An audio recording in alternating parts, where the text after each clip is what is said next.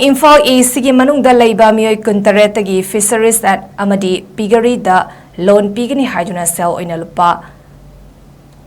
Laktara manga rom khomgatre hari Moirangkhom sawaisam lerekta leiba Giving Foundation North East Zone ki chairman na mayang Imphal da numit mangani ki training program ama integrated farming, soil conservation and wetland conservation ki matangda pangthoktuna 30% ki subsidy yauba fisheries amadi piggery loan pigani haiduna farmers singda 10% deposit tawhanki adugi matung hariba misak asigi matangda thigalubada miyamda namthak toba oirambadagi hauzik fawba senfam sing adu handoktana leiri nomagi suza nomzaduna hingnaba honariba loni kuntaret ki awaba asi yengbiraga mari lelaba singna mitjeng sangbiduna mating pangbiu haina mayang Imphal maning lekai IB road leiba Ketrimayum Sanatombana phongdorakli trying to in 2023 da BVA club ta 5 days training program ma pangthoki program asigi makada Giving Hand Foundation asigi chairman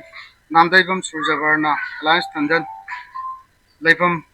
Moirangkhom Sawaijam Lerak sida leiba miyoi asina loan ama 30% subsidy pigani haiduna miyoi kuntaret tagi lupa lakh 15 rom khongat pigre haiba miyoi asina lupa lakh 15 asi khongat kraba matungda akoi da loan pigani haiduna bank IDFC bank da account hangan bire account hangan labu matungda akoi da paisa sangakani haibadagi si phawba sangakana lakibani maki matauji da akoi je thaja mundadana mayumda kayarak anna chatpadagi mayumda mati khara mangu bodagi nambonji mafam amada maku koina thengnaduna advocate amagi mayumda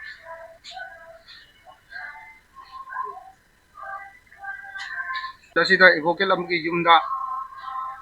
kogi loksang riba senbam masi handokpa haina yanabagi kuyek pinaduna laki laaba matung tha khara leraga aksi hojik chiba khangana mangre haiba miyo asi phagat piba pungkhat piba da mari leinaba singna mating pangbiu haina press media mating lojaduna yang mafamda